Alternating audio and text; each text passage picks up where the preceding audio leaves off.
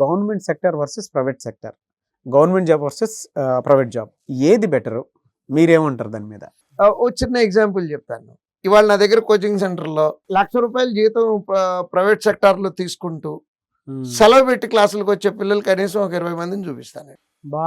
₹1,00,000 జీతం వస్తుంది కదా అన్న, నీకెందుకు మళ్ళీ బ్యాంక్ క్లర్క్ అంటే, సార్ తట్టుకోలేకపోతున్నామండి. Pressure, stress. ఏం తట్టుకోలేకపోతున్నాం అన్న, టైమింగ్స్ మ్యాచ్ అవ్వట్లేదండి.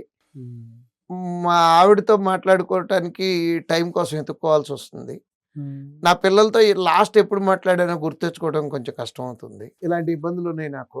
పబ్లిక్ సెక్టార్ అనుకోండి, ₹1 తక్కువ వచ్చినా నేను ఏ టైంకి ఆఫీస్కి వెళ్ళాలి అనేది నాకు తెలుసు. నేను ఎంతసేపు పని చేయాలి అనేది నాకు క్లారిటీ ఉంది. ఈ రకమైనటువంటి ఆలోచన విధానం కొంచెం ఎక్కువ పెరిగిందండి కోవిడ్ తర్వాత. నెక్స్ట్ అందుట్లో ఈ మారుతున్న టెక్నాలజీ అనుకున్నాము.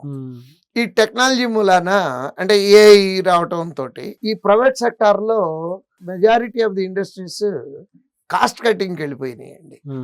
ఆపర్చునిటీ దొరుకుతుంది వాళ్ళకి. సో కాస్ట్ కటింగ్ అనేటప్పటికి ఏ లెవెల్లో ఉద్యోగాలు తీయాలి అనేది డిసైడ్ చేసుకొని సింగిల్ మెయిల్తో ఉద్యోగాలు తీసేస్తున్నారు.